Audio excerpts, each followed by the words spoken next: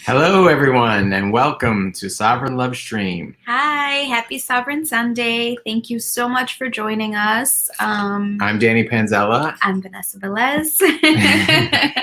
Welcome back. We've now moved to a bi-weekly schedule, so we're on it. We're on every other week, and we thank everybody for joining us. Today's topic is a beginner's guide to loving yourself. I had a very good friend of mine who shall remain nameless, but who is going through a tough time right now, and he's having some trouble with loving himself. And so we figured this would be a good topic because I think ultimately the core of a lot of our issues, just as individuals, it all comes down to being able to love ourselves. Right? When we don't love ourselves, we allow other people to abuse us. And so it's really, self-love is really kind of the core of all of the challenges really that we face in life. Would you say? Do you agree? Yeah, I agree. I recently, there was a meme a while back that said something like, the most toxic relationship I ever had was my relationship with myself, and all others were just a reflection of that. And that really resonated with me because I do believe that, I have a very strong belief that our relationships with others are just mirrors of our relationship with ourselves. Everyone is a mirror of what we have going on internally.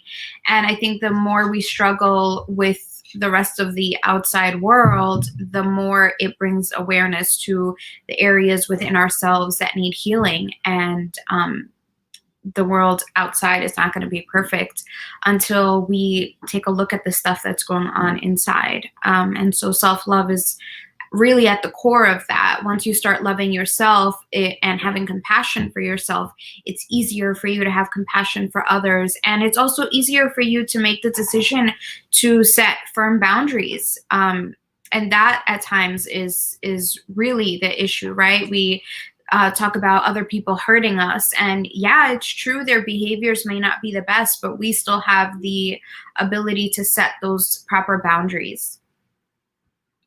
So that's my take on that. Yeah, absolutely. So we kind of went into it already, why self-love is important. That was our first point. But yeah, I mean, we pretty much covered it. I mean, I think our society tends to be focused on happiness coming from outside of us. And I think one of the really popular kind of ways that this is manifesting right now is with cancel culture. If something offends us, we cancel it. And that's a really difficult way to move through the world because lots of things can offend us constantly. And if we're not doing the work ourselves to heal so that we're not being triggered, or the triggers are really inside of us. It's the wounds inside of us that cause us to react to other things. So if somebody says something that offends you, you can either be triggered, how dare they offend me? Or you could say, oh, that person is hurting and they're projecting that hurt onto me, and that's why they said that thing that offended me. Or sometimes what they have said maybe was totally innocuous. It was just something that they didn't intend at all to hurt us, and yet we could take it hurtfully because we're unhealed.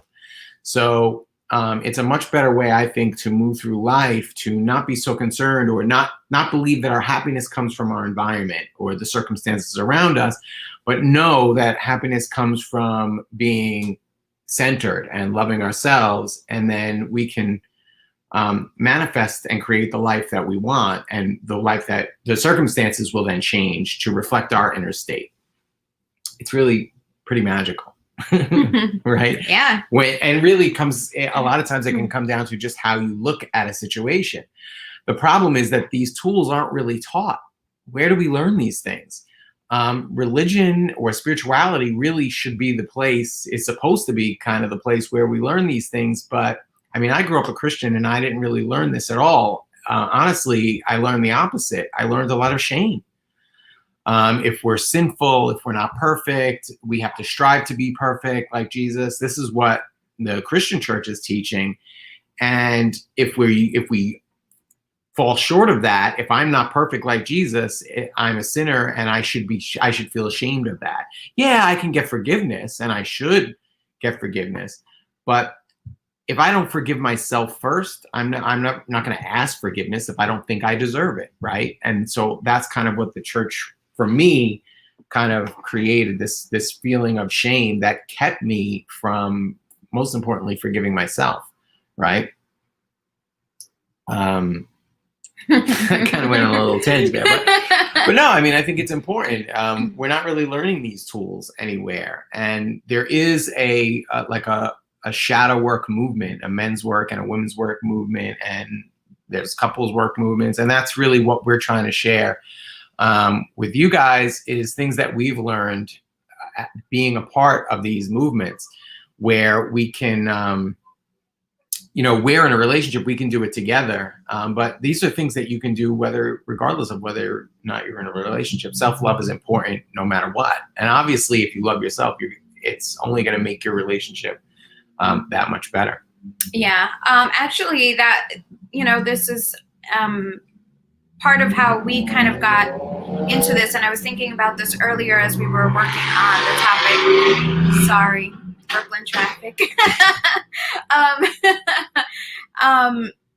I was thinking about the whole idea of how this sort of manifested in our relationship in terms of finding that inner joy and that self-love. And, we kind of, that was like a turning point in our relationship. We had gone through a lot of things together. I mean, we've talked about it many times on the show.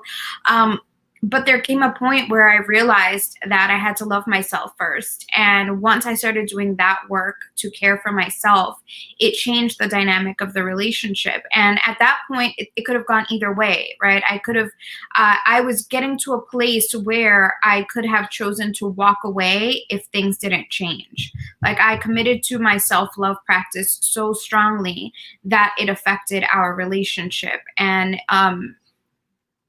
in a positive way. Yeah, Danny had the option. But it could have been negative. Yeah, Danny had the option to step up and do his own work as well.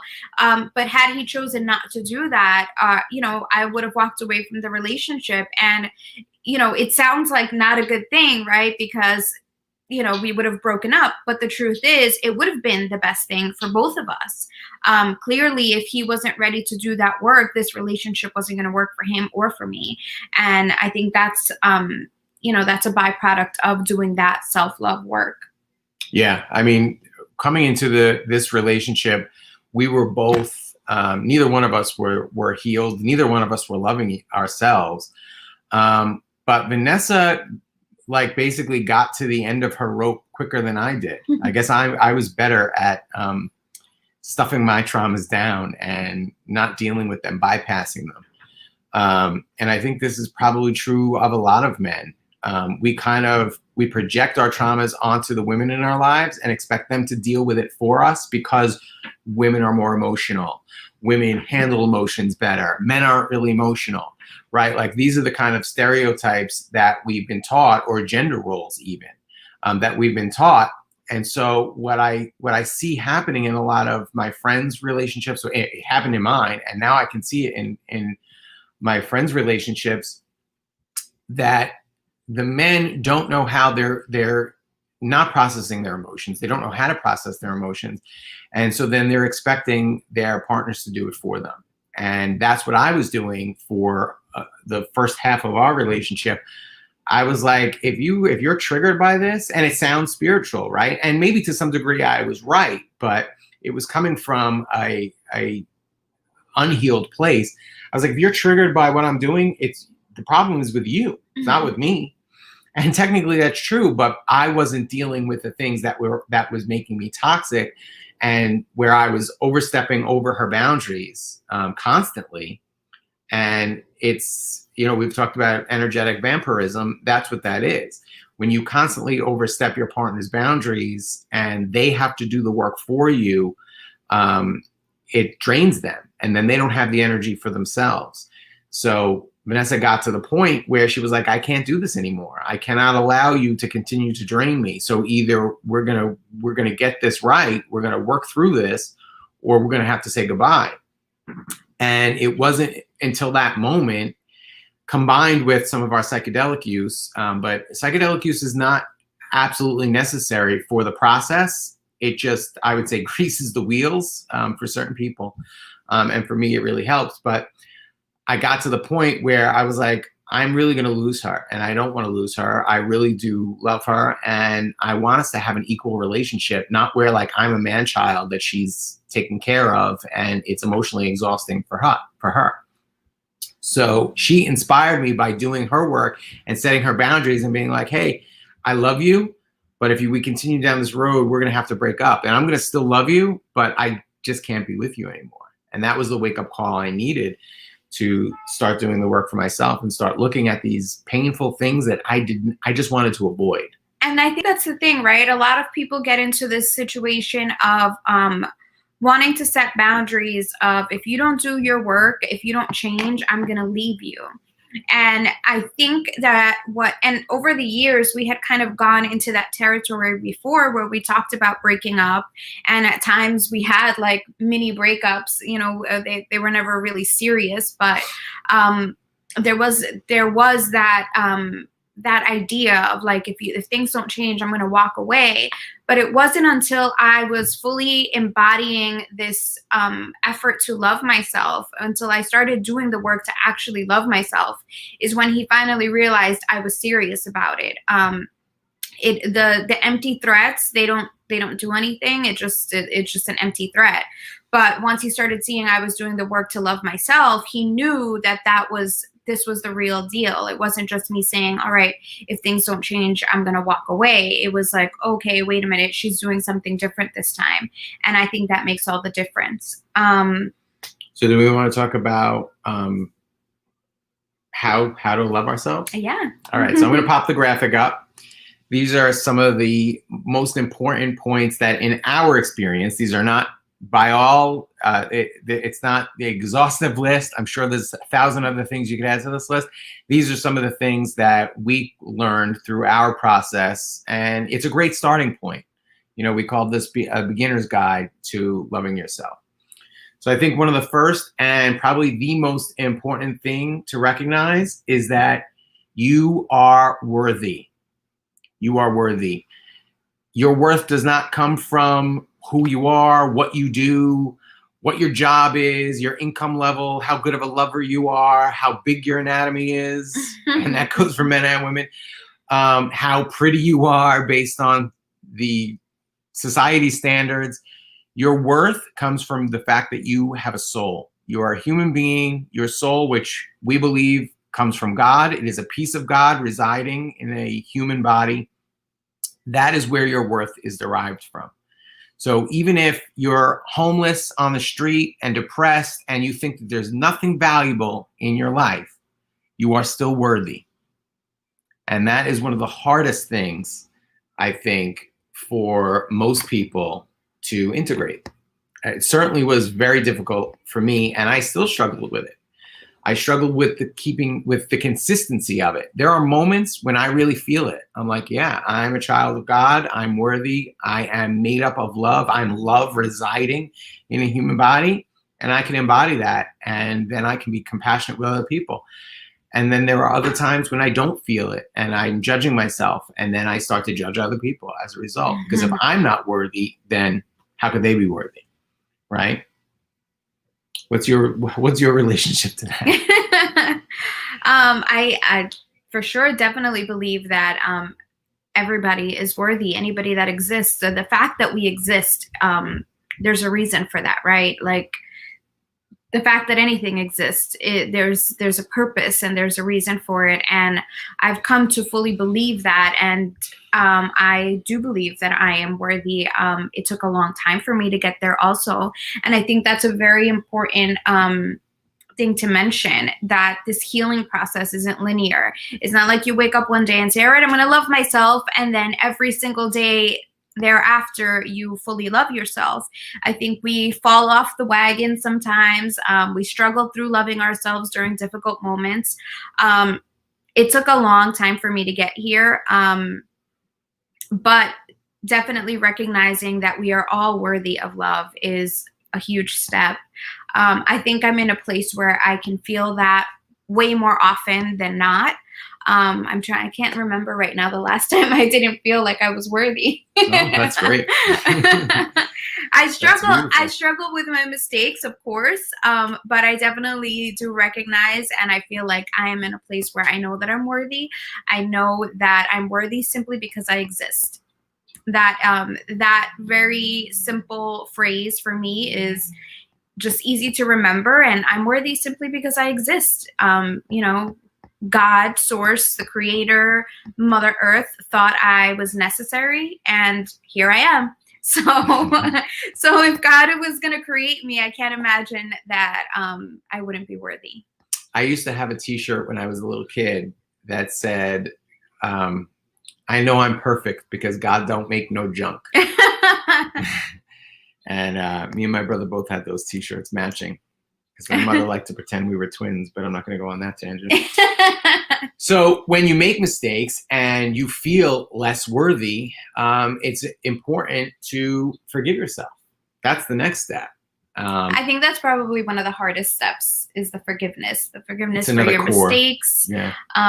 We have, like you said, we've been taught from a very early age, judgment. I mean, you go to school and you can be on the bad list, or, Santa has a naughty and nice list. Mm-hmm. There are all these ways in which we're taught judgment, and that somebody needs to forgive us for our mistakes. And I think that makes it very difficult to love ourselves, especially, we have some of our parents or grandparents have had these very toxic ways of communicating. We're trying to teach children, where I know I've heard parents say, I'm not going to love you anymore. If you do this, I'm not going to love you anymore.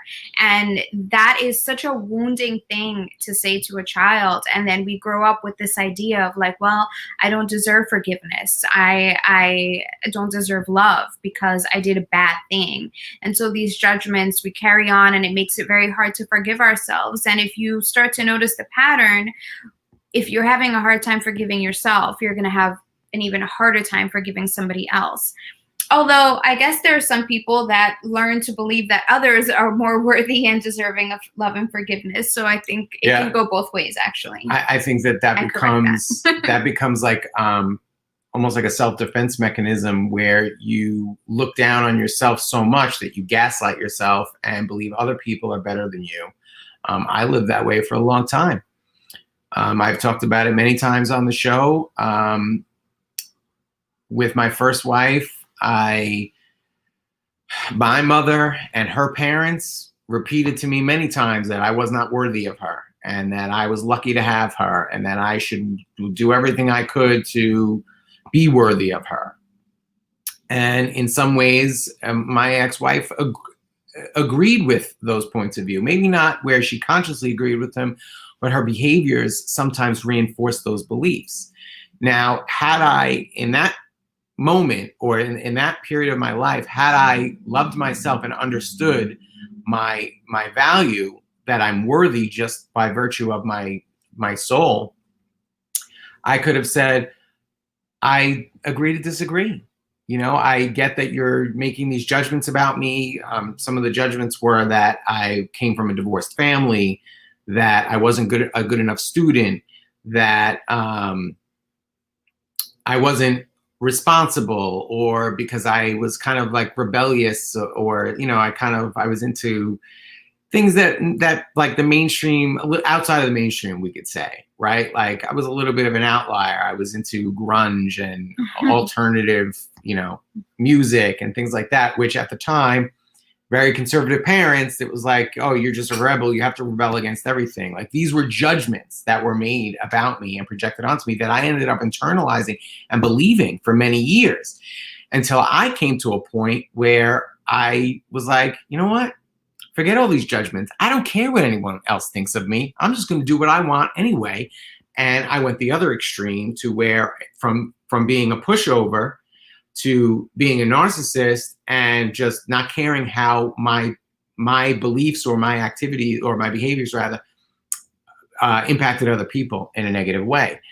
And so I swung too hard in the other direction. The balance would have been, I know that I'm worthy. I don't need to submit myself to your judgments of me, but I also don't need to rebel against your judgments of me. I can just have the confidence to be who I am because it's who I am. I don't have to prove anything to you or be extra rebellious because I'm rebelling against your judgments of me. And that's kind of the space that I got into. And it was very difficult for me to forgive myself for that. Because in that narcissistic phase where I was rebelling against those internalized judgments, I did a lot of toxic things and to hurt other people. And it took me many years to be able to let go of that and realize that, yeah, I was hurting. It doesn't excuse my behaviors, but the reason why I engaged in them was not because I intentionally wanted to hurt anybody, but because I was hurting myself. And I was flailing, trying to figure out a way to not feel that pain. So, and I think that at times there's this misconception, right? That when you're a person that is doing whatever you want, that is hurting other people, that it's because you love yourself more than you love others. And in this, I mean, this is a clear case where we can see that that's not the case, that it's actually quite the opposite. Sometimes you're hurting others because you're having such a hard time loving yourself. You don't know, you don't feel worthy of love. And so you do all these things to try to get love in ways that ends up hurting other people. Mm-hmm. So I think that was a really excellent example. Sorry, you had to go through that. I mean, sorry, not sorry. It's all meant to happen. I'm still struggling with that part. Accepting that it's all meant to happen and that I learned a lesson. Like I did all those things and I went through all of that and it was all a lesson, not just for me. It was also a lesson for the people that I was walking all over their boundaries. It was a lesson to them to enforce their boundaries. They had to see like the way I treated them was not how they wanted to be treated, so that they could decide I'm not going to be treated like that anymore. And which is what happened with you. Yeah, exactly. And I think that that's one of the things that, like, one of these truths that I honestly believe that something that I see as a truth. You know, we're talking about this idea of being worthy simply because we exist. For me, the truth that I have that helps me forgive myself is that we are here to have the human experience. We're here to feel all of the emotions, to experience all of the emotions, all of the things that a human can experience. Otherwise, we wouldn't be here, right? I mean, that's the point. We could have just stayed in heaven. We could have stayed in heaven. We could have stayed in source. We could have just stayed in the quantum, whatever your belief system is. We wouldn't be here unless we were here to have a human experience. And that includes being hurt. That includes hurting others and learning lessons. And for me, that has allowed me to let go of any of that shame or guilt for the things that I've experienced. There was a time where I struggled a lot with the shame and the guilt of the things that I had done, the ways in which I had hurt other people. But I also recognized that it was all meant to happen. And then when I look back, you know, when I look at where I am, who I am, I can recognize that I wouldn't be the person that I am today if I hadn't gone through the things that I had to go through. And that allows me then to let go of those feelings of shame and guilt, and I can forgive myself, and then I can forgive others. Sometimes we have experiences with people that we know, friends or people that we're close with, that are struggling and still haven't learned the lesson or are making the same mistakes. And you know, I can have compassion for them. This is their path. This is part of their lesson. And, you know, they're meant to make that mistake. And who am I to judge them? I'm just going to sit back and wait for them to figure it out. I can offer my support in any way that I can, but there's no need for me to judge their path. Mm-hmm. Yeah, absolutely. The next one is, I would actually say being compassionate with yourself is very closely linked to forgive yourself, and we kind of went through that. Yeah. One of the things I would want to say about that is that Mother Ayahuasca really taught me in one of the times that I sat with ayahuasca to treat yourself as you would a child. So I have a 9-year-old, and it was very easy for me to step into that. And when I screw up, when I do things that are not the best, right? When I still engage in toxic behaviors at times, to speak to yourself with a kind and gentle voice, and as if you were talking to a 9-year-old version of yourself, because in a lot of times you might be speaking to a child version of yourself. The child version of myself that believed that I was unworthy came from experiences I had with my mother that I've talked about a lot on the show, where I interpreted some of her behaviors as her not loving me. Now as an adult, I can see that that's not the case. But in my limited perspective as a child, all I saw was, oh, she goes to the gym every night after work. She doesn't want to spend time with me. Like, I didn't understand the concept of self-care, or just her needing to get away for some alone time. Right now, I can understand that. But unless you work through that and look at those wounds and say, why do I feel this way?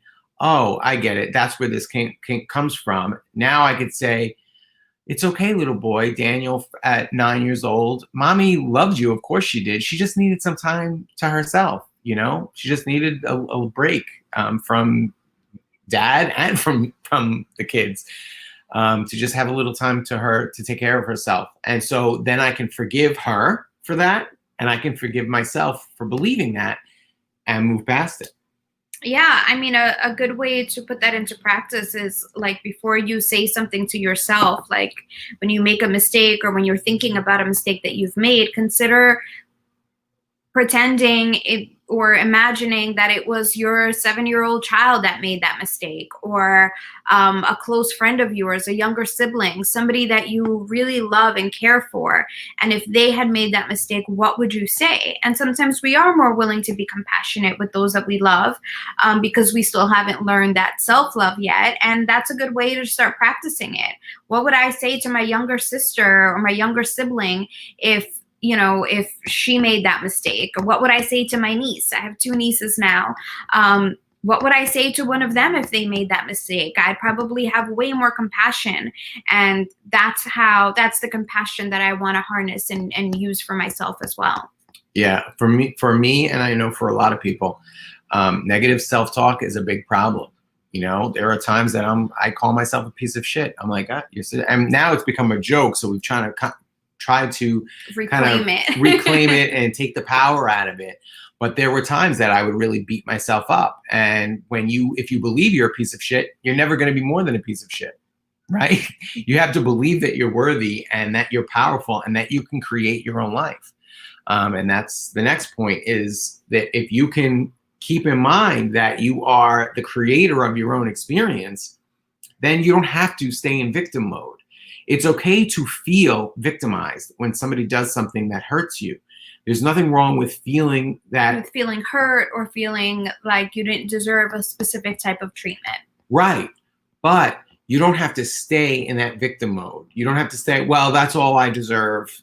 I'm a victim and I deserve to be, or people always hurt me, or these are the things that we sometimes will tell ourselves. And by staying in that victim mentality, we perpetuate that. And that is what we will continue to attract to us, is partners that abuse us, or other people in our lives, bosses, coworkers, whatever it is. We will continue to attract that. But if we can embody the fact that we're worthy, that I am loved living in a human body and I deserve happiness, I deserve joy, and then we'll start to attract those things to us, and we'll experience the world in a very different way. And this goes into like the law of attraction, which is a totally different topic, but it's very important, because a lot of the stuff that we're attracting via the law of attraction, which is always at work, whether we believe in it or not, whether we think about it or not, it's just physics. It's physics. And so when we're not consciously attracting, I'm worthy, I'm attracting good things, we're unconsciously attracting, I'm a piece of shit, I'm attracting abuse. And I mean, just pay attention to how things happen to you when you're having a bad day and you're just like cursing at everything, and you're like, everything always has to happen to me. Like, we tend to repeat these things when we're having like a shitty day. I don't know why I get treated like this every time. I mean, we did a thing about the bank before, or Danny, I don't remember if he posted a status about it, about how every time he went to the bank, he would get worked up even before he got to the bank. Like, just the idea of going to the bank was stressing him out, and he would get like worked up. He would have the arguments in his head. He was already prepared for how badly he was going to be treated. And every single time he got treated that way. Every time. And he was just like, well, that's just the way they treat me. But that's because every single time he went in with that energy, with that mindset. And, you know, people pick up on your energy, even if they don't consciously like think about it and say, oh, this guy's in a bad mood. You can kind of tell when somebody's in a weird mood or when they're angry. There are plenty of times that I'm out somewhere and all of a sudden I have this weird anxiety or this anger or impatience. And I'm like, where did that come from? It's not always yours. Sometimes you're picking up, you know, strangers' energies.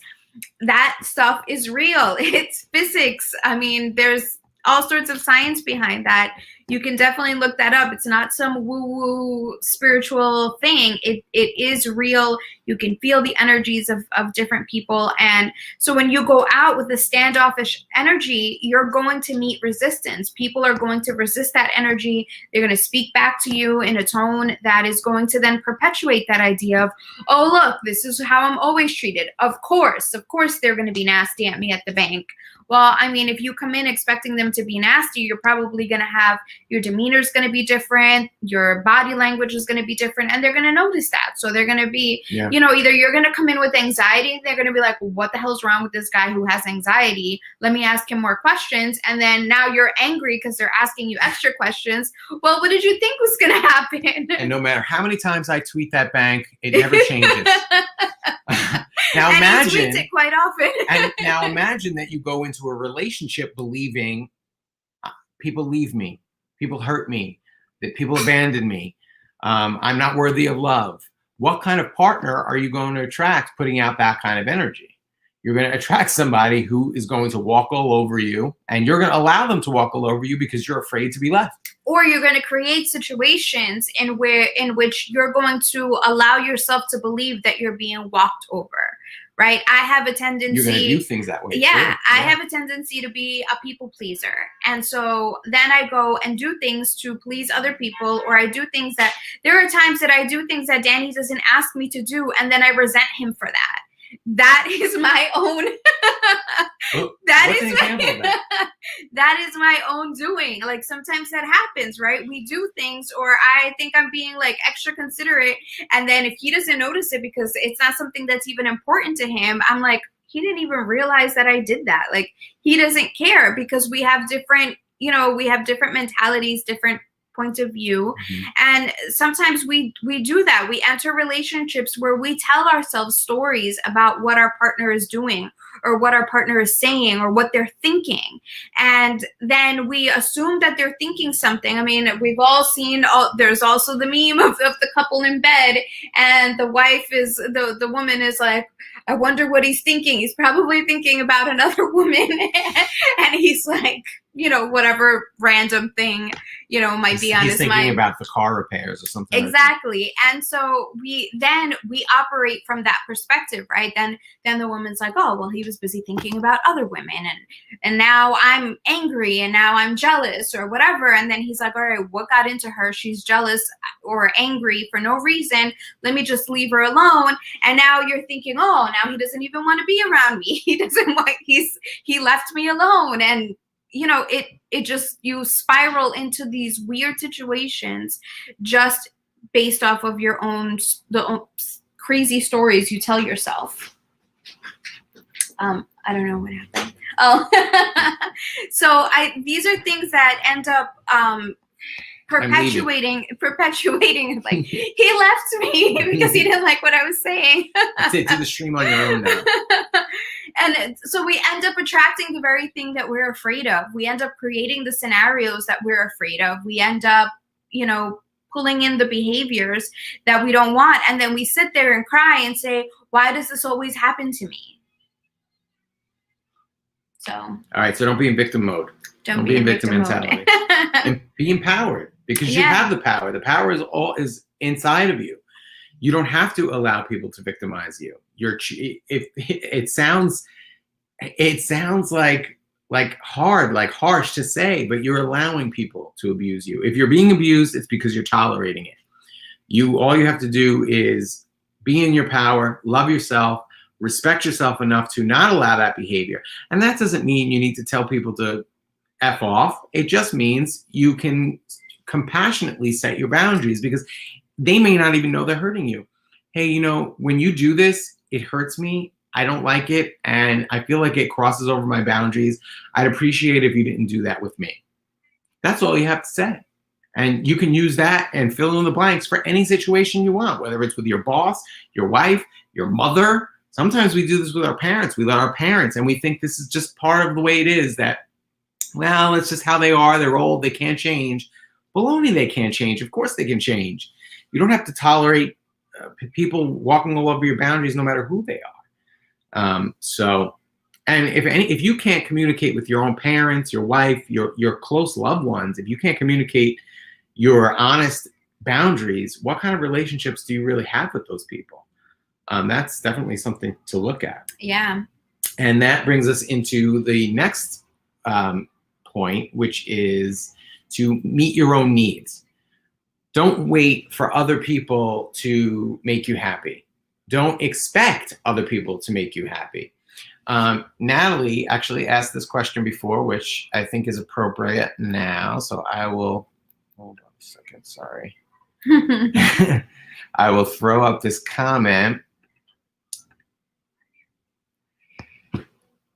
Expectation is something that society has kind of programmed into us, right? The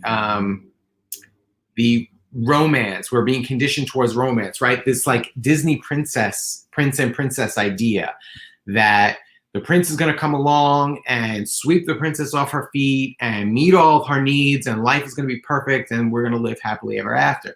But that's not reality. People can't meet your needs.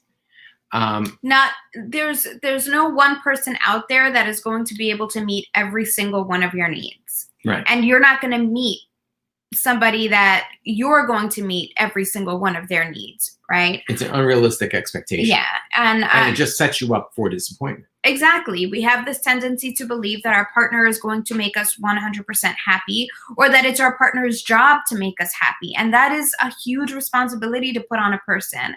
I've had this conversation in regards to wanting to have a baby. I used to think years ago, like, I need to have a baby. That's what's going to make me happy. Imagine putting that pressure on a child that hasn't even come into the world yet to make me happy. Are you kidding me? That, like, how exhausting would that be? You're here to live your own life and find what makes you happy. So what makes you happy? Does making connections with others? The truth is, a lot of us want to connect with other people. And unfortunately, we also live in a society where we connect superficially. A lot of us just know each other on social media. There are tons of us that have friends on social media that we've never met in person. And it's always just this superficial, like, hey, how's it going? Or you comment on each other's pictures on social media. Not many people are willing to be vulnerable. And so maybe your desire is to connect with people who are vulnerable. Find your tribe. Find people who are willing to get vulnerable and do the work and get honest and talk about the real meaningful stuff.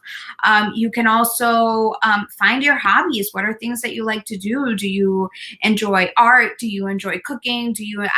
We had a roommate a few years ago that had gotten out of a very painful divorce and out of a toxic marriage and had a very painful divorce. And she came here from another country, learned English, decided to get a visa and started working here, started a whole new life.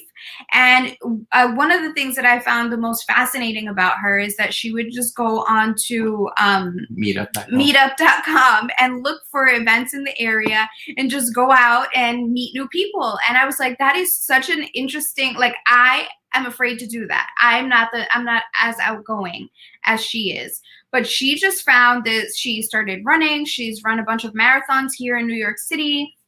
She likes to travel. She does all of these things that she just enjoys doing. And she lives a pretty happy life. She's in her power, owning her life. She did not allow the depression of the divorce to overtake her and just be like, oh, I'm never going to find someone. Now I'm so old. I should have already had kids. She didn't get into that victim mode. She's owning her life and living her best life. She really is. And she ended up meeting somebody just coincidentally, and they seem to have a really great relationship. So, I mean, it really is about perspective. We can sit down and say, I can only be happy until I find a partner, or you can just take control of your life now and start doing the things. What are the things that you want to do with a partner? Do you want to travel? Travel with your friends, travel by yourself, spend time with yourself. I mean, we have this idea that happiness is somehow outside of us, and that is probably the farthest thing from the truth. Yeah, you know, one of the things that comes to my mind, an example, is that I had a very hard time empathizing in the beginning of our relationship, especially if I couldn't intellectually understand something. So if Vanessa had come home from work and she had a really aggravating day and she just needed alone time, like I didn't understand that. I was like, we haven't been together all day. Spend time with me. And like, I would be overbearing. And I couldn't empathize with the fact that she needed that alone time. And so Vanessa had to start empathizing with herself, because I was in that space, in that time, I was not capable of empathizing with her to the degree that she needed. And she began to meet her own needs. And she began to tell herself, it's okay. You've had a rough day. You traveled home on the subway during rush hour. People were putting their armpits in your face. It's okay for you to have some time to yourself. If Danny doesn't understand that, he's going to have to deal with it. And, you know, and she still set that boundary and was able to take that time for herself to recharge. And I think that is a really great example that even on a basic emotional level, if your partner isn't emotionally intelligent enough to be able to empathize with you, then you can empathize with yourself and talk to yourself. It's not crazy to talk to yourself. I have the best conversations with myself. As long as it's in a positive way. and I also think that, you know, that's not to say that you should stay in a relationship where your partner isn't meeting any of your needs, right? Or your partner is abusive just because you don't want to be in a victim mode.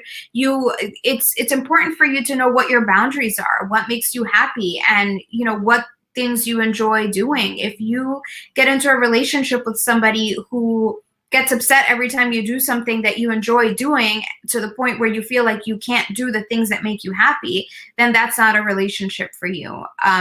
Danny eventually learned that it's okay for me to have alone time, and that me having alone time did not mean that it was a rejection of him. Mm-hmm. And because of that, it became something that was like, all right, yeah, she wants to have her alone time. That's cool. I'm not going to get upset. You know, he learned to work through that, and we can compromise then. And honestly, once I got more in balance and I realized I like to have some alone time too. I realized that my ego was so desperate for attention back then, it wouldn't let me be alone. And I started to realize, as I got that under control, as I healed that part, yeah, you know, I appreciate having time to myself too. And I started to come to a place where I would get anxious or resentful if I didn't have my alone time as well. So then you start to realize, Natalie had asked about tips on finding what makes you happy. As you heal these different parts of yourself, it'll just kind of naturally come to you. When you're not in that state of, it's really like fight, flight, or freeze, or there's a couple of them.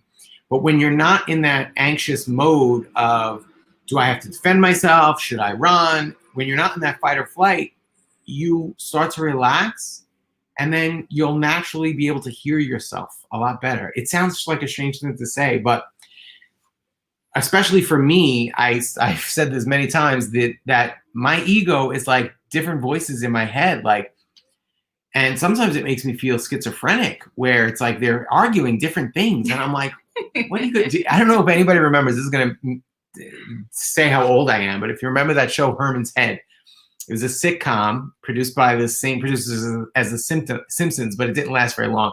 And basically, it was like all these characters in this guy Herman's head. And whenever he had to make a decision, they'd all argue. And they all have their different points of view. And what I now understand is that these are archetypes. These are archetypal, the Jungian archetypes, king, warrior, magician, lover. And they all have different needs. They all have different priorities. And the idea— If you want like a more modern example, is the movie Inside Out with all the different emotions. Yeah, right. Inside Out was a great portrayal of that same concept as well. And so they all have their different needs and motivations and desires. And so the idea is to try to get them into balance so that they're all working in harmony together. And then you'll naturally start to see what things actually make you happy and what things are coping mechanisms, right? That may not make you happy in and of yourself, in and of themselves. Mm-hmm. And, that can manifest as many, many different things. It could be food addictions, sex addictions, like it was for me, drug addiction, any kind of addiction, really. I mean, we could become addicted to video games, anything. And so the question becomes, does that make you happy, or is it a coping mechanism? Is it an escape? Is it someplace for you to hide from dealing with your actual hurts? Yeah. That was a good point, right? Yes, it was a good point. See, I make good points sometimes. All right. Did you want to go into healthy boundaries? We kind of touched that. Yeah, setting healthy boundaries. And that's something that, again, your emotions are your like guidance system. So if somebody's infringing on your boundaries, it's not going to feel good. So you'll know, you'll kind of be able to decipher if you kind of sit with it and listen to yourself, listen to your emotions when they pop up. So when your mom is expecting you to do something that you don't really want to do and you don't need to do, and you have that feeling of anxiety, Mom, I really just don't want to do that. I'm sorry. I know you'd like me to do it, but I just can't. Like that's setting healthy boundaries is important, because if you don't set boundaries, then people drain your energy. And it does manifest in not just in how you feel, like you were explaining the anxiety, but it also does manifest physically. We don't realize how many times our physical body holds our emotions. It holds the energy of our emotions, the different hormones that are secreted at different times. And so when we're doing things that are out of alignment, our body feels that. I haven't read the book, but I've heard a lot about The Body Keeps Score. And it talks about how your body holds all of these things and how, I believe, how it manifests in your body. Recently, I have a lot of hormonal imbalances, and one of the things that one of the healers that I spoke to recently told me was set clear boundaries, write them down. Write down what things are clear yeses for you and what things are clear nos for you, and look at the list. Like, take a look at it. Sometimes we're just like, oh yeah, I know what my boundaries are, but it's important to write them down, to see them on a piece of paper and say, this is what I'm okay with and this is what I'm not okay with. And I have a tendency to just do what everybody wants me to do. I don't like to disappoint people. And I have a hard time saying no. And I had a specific situation a couple of weeks ago. My parents were visiting, and my mom wanted us to come for dinner. And I was like, I'm sorry, I can't. I'm tired and I want my body to rest. My body needs to rest. My parents know that I'm working to heal myself, to heal my body, to hopefully conceive a baby. So, being able to say that to my mom, and she was like, oh yeah, of course, no problem. And the funny thing is that I had this anxiety about it. Like, I'm going to say no to her. Oh my God. She's going to take it personally. And she's going to take it personally. And I was like, Mom, I really need to rest. I think my body needs to rest right now. I don't think I can make it to dinner tonight. And she was like, oh, don't worry, I'll send extra food with your brother. And that was really, like, it was really sweet. I got to rest. I got to eat the dinner anyway. And, I set the boundaries, and it's setting a precedent, right? We're communicating in a way that also allows her the freedom to know, we have this very, this pattern, and sometimes they're ancestral patterns. Sometimes these are just things that your grandparents do that then your parents pick up, that then you pick up, and nobody knows why these things happen or why we do the things that we do. It's just the way that it's always been done, right? Mm-hmm. My mom has a tendency to do the same thing. She'll just do what people want her to do, even if she's not really in the mood. I don't really want to go. I don't really want to do that, but I told so-and-so. And as my siblings and I are breaking those patterns, and we're setting clear boundaries and saying, hey, I don't really want to do this. I'm going to do this other thing, which is better for my health or for myself or for my well-being. She can see that and say, oh, I don't have to do the same thing. I don't have to do the things that I don't want to do either. And it's okay. And so we're revisiting the way we do things. And it creates a much healthier dynamic, I think. And that's just in a family relationship. So in a romantic relationship, you can do the same thing, setting those clear boundaries, telling Danny, hey, I'm setting these boundaries. And I told him at that time, I love you. I am in love with you, but I also love myself, and I'm going to do what's best for myself right now. And if that means that I'm going to have to pull back from you, then that's what I'm going to do. And that was a wake-up call to him. Like, okay, she loves herself and she's going to do this work because she loves herself. What the hell am I doing?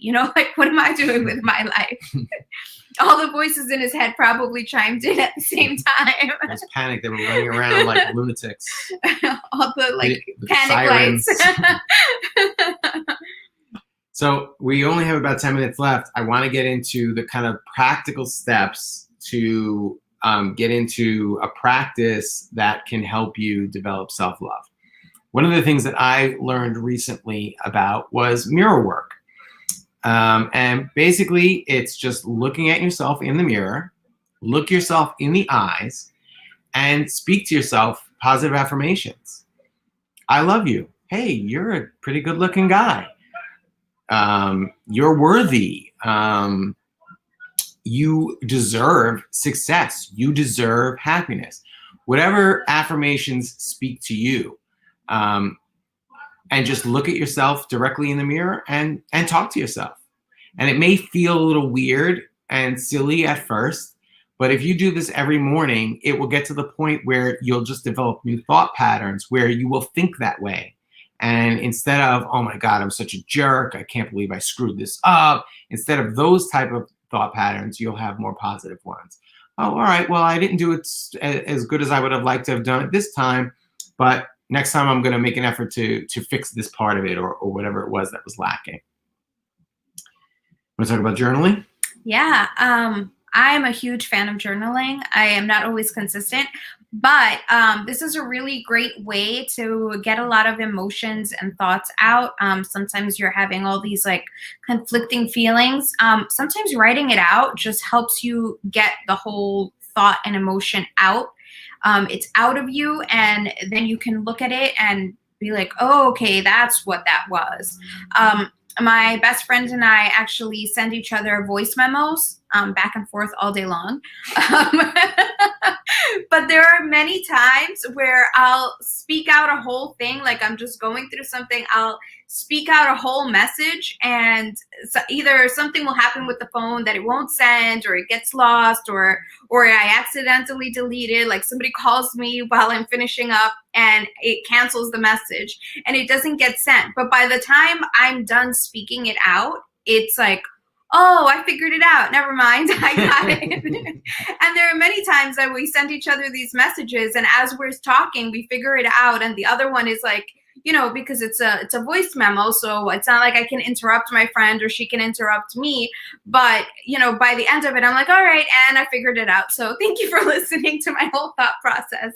And it's the same thing with journaling. When you write it out, you can start like making the connections and piecing things together. Yeah, I find that for me, journaling is great. And kind of on the same token is writing letters to people. My mom passed away 10 years ago, but yeah, I've written her letters. I've written my ex-wife letters, and you don't have to give it to them. It's really more for you. I mean, you could give it to them if you want, if it's appropriate. But I think the real point of the letter is to write it not with the intention of giving it to them, but just of you being completely honest with yourself about what you feel and what you would like to say to them if they were empathetic and able to receive it, to just be completely vulnerable and, authentic.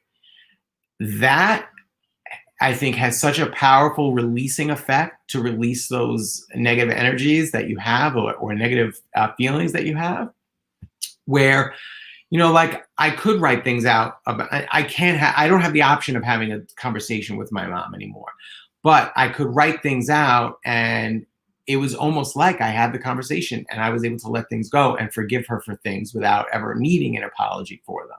Same thing with my ex-wife. I've written her letters that she hasn't seen, that I can be totally honest and totally vulnerable and say these things and then say, you know what, now I can forgive her for that because I just got it out. You'll feel a real, almost Release. physical sense of release. like literally, that's what it feels like. Like taking. Because a lot of times you're carrying all of these things with you. You're carrying the trauma. You're carrying the feeling, the emotion, and just getting it out is a release. It's a physical release. Mm-hmm. Shadow work. Okay, so this is another thing that Mother Ayahuasca taught me was trigger, oscillate, release. So what that means is when you get triggered by something, you want to sit with it. That in the spiritual community, I think that's what they call it, right? Like sitting with it. You want to sit with the uncomfortable feelings. And really what that means is think about it. Think about where this is coming from. And we can actually... And feel it out, because a lot of times we don't want to feel that uncomfortable feeling. And so we try to distract it or say, all right, I'm going to let it go. Bye, bye, bye. Get it out of me. And when we feel it, when we allow ourselves to really feel the feeling, like, oh, this is really uncomfortable. This is painful. I mean, there were a lot of things, Danny's big moment that changed everything for him was him actually feeling the weight of all of the things that he had done, because over the years, it was like he was numbing himself out to certain things. And so he wasn't allowing himself to feel those uncomfortable feelings, because if he had, he probably would have stopped doing those things way back then. And so having this moment where he was able to feel the depth, to feel everything that he had put others through, but really put himself through, because really it is when you hurt somebody else, you are hurting yourself. Yeah. If you allow yourself to feel it, you will feel that you are hurting yourself as well. And when you do that, then you have the opportunity to actually work through it. Yeah, and so the oscillate process can include the journaling, and then also the tracing the trigger is included in that oscillate process. So one of the things that we've learned is when you're going through something like that, when you're having a trigger, you're reacting to something that maybe you notice is like, well, this is like an irrational reaction. I don't think I'm really reacting to this. It's something else. Ask yourself, how old am I? Like for me, going back to the wound with my mom going to the gym after work, my 9-year-old self viewed that as she doesn't want to be around me. So for me to say, oh, I feel like I'm being abandoned right now. I feel like I'm not loved. How old am I? I feel like a kid. I feel like, oh yeah, when I was a kid and my mom used to go out working out all the time and I felt like she didn't want to be around me. So this Vanessa needing some alone time away from me and away from everybody just so she could recharge from her day, it reminds me of my mom going to the gym and it made me feel abandoned. So then I can journal that out, all of it, and it's kind of the thought process. The oscillation or the sitting with it is the whole process of kind of what I just went through. So it's writing it out or just thinking it through. and making all the connections. And sometimes it doesn't always happen. It never, rarely happens like that, where it's just instantaneously you realize it and you deal with it right then.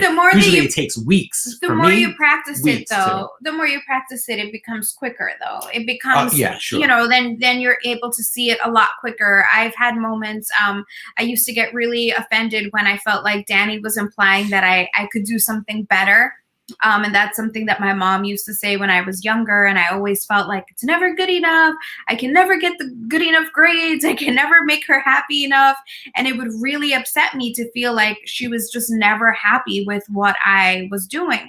And I recognize, you know, it took me getting older and recognizing that this was like her way of trying to motivate me. Like, if I could just push her to do a little bit better, she would, you know, she's going to be the best that she can be. And I understand that logic now. I understand that she didn't mean to make me feel like I was just never good enough. But there have been moments then in our relationship where Danny will say, oh, well, you could have done this, or you could have done that, or maybe you could have tried this. Sometimes he's even helping me. And I'm like, he's criticizing me. He doesn't like the way I'm doing something. And I can see it now. It's a lot quicker for me, where I'm just like, oh, no, I see that triggered that memory from my mom. Okay, I get it. This is something completely different. Boom, let it go. And so that trigger with my mom isn't there anymore, or it's not as strong. I still have certain moments. Sometimes my mom still says things like that will trigger me, where I'm like, oh, she doesn't think I'm good enough. She doesn't think I did this well enough, or to the, you know, to perfection. And I have to like pull myself back in and be like, okay, I forgot. This is not, you know, this doesn't mean that I'm not good enough. And I recently, in the last year, had a conversation with my mom where she told a story of when she was young and her mom did that to her.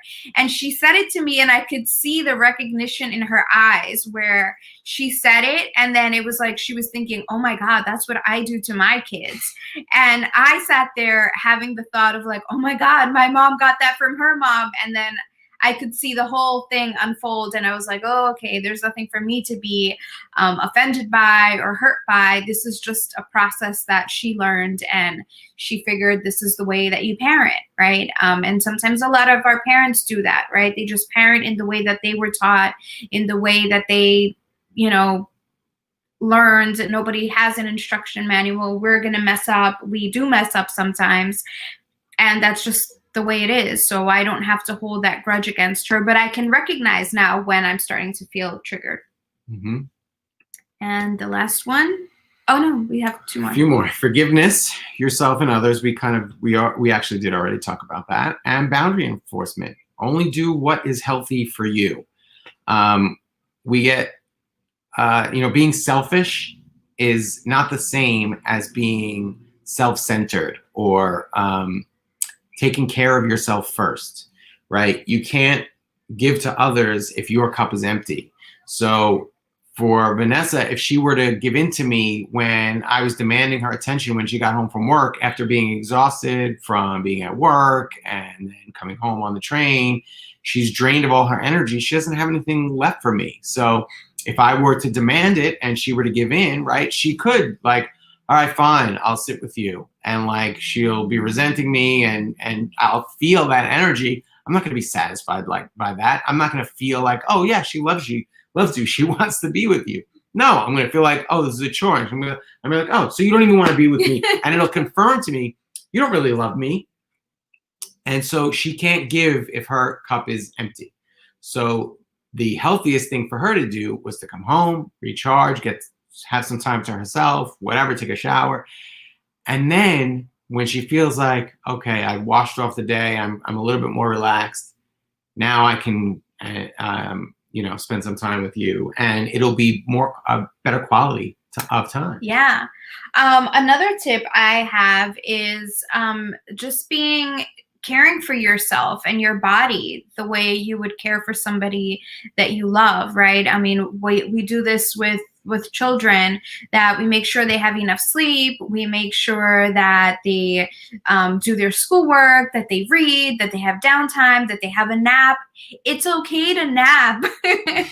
This is one for me because I've gotten recommendations to nap and I have a hard time doing that. But it's totally fine to take a nap, to rest. It's important to rest. Be mindful. Give yourself the 15 minutes in the morning to just sit down, drink your coffee or your tea or your green juice, whatever it is that you drink in the morning.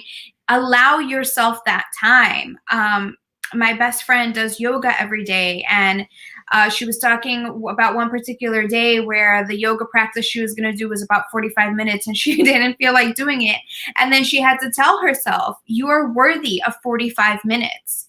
And that was, you know, like she said that, and I was like, oh my God, that's such a beautiful affirmation when, you know, we are sometimes running on empty fumes. Like Danny says, we don't fill our cup and we're running on empty fumes. We can't show up for anybody else if we're doing that. So take the extra 15 minutes in the morning, set your alarm for 15 minutes early if that's what you need, and wake up, be present with yourself. I don't know, practice meditation, practice mindfulness, journaling. If you want to wake up at that time and journal out what you want for the day, or wake up the 15 minutes early to practice the affirmations in front of the mirror, just invest that time in yourself, because you're worthy of that time. You're worthy of those extra 15 minutes. Look me in the eye. You are worthy. You are worthy.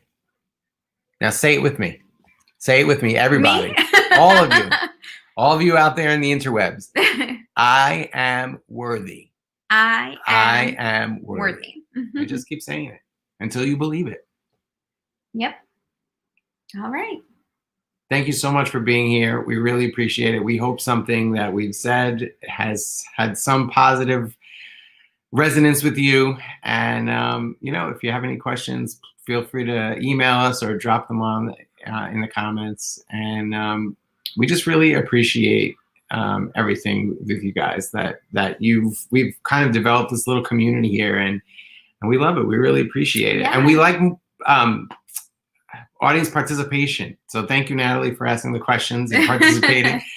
And we just like to encourage everybody to participate. And Veronica, you as well. Thank you so much for being here. Thank you for the topic suggestion, which was a really great topic. We really hope that some of these tips are helpful, something that you can incorporate in your life. I mean, you can, if you can't sit down and actually journal, maybe just open up notes on your phone. I do that sometimes. If you're commuting on, on public transportation or whatever, just write yourself a quick note. Find ways to adjust these things to yourself. No magic pill, Paul, but come hang out with us. There are magic pills, but they can help with the work, as I've mentioned. They can help get you started on the work. You still have to do the work. You have to do it yourself. But thank you so much again for joining us. We'll see you guys in 2 weeks. We have some pretty exciting shows coming up, and I don't want to give anything away yet because we don't have official confirmations, but we have some pretty cool guests that are going to be on, so stay tuned. Finally. Yeah, we haven't had a guest in a long time. Yeah. All right. Well, thank you so much for joining us. Have a great Sunday and a great week. Happy Sovereign Sunday. Happy Sovereign Sunday. Bye. You lost it.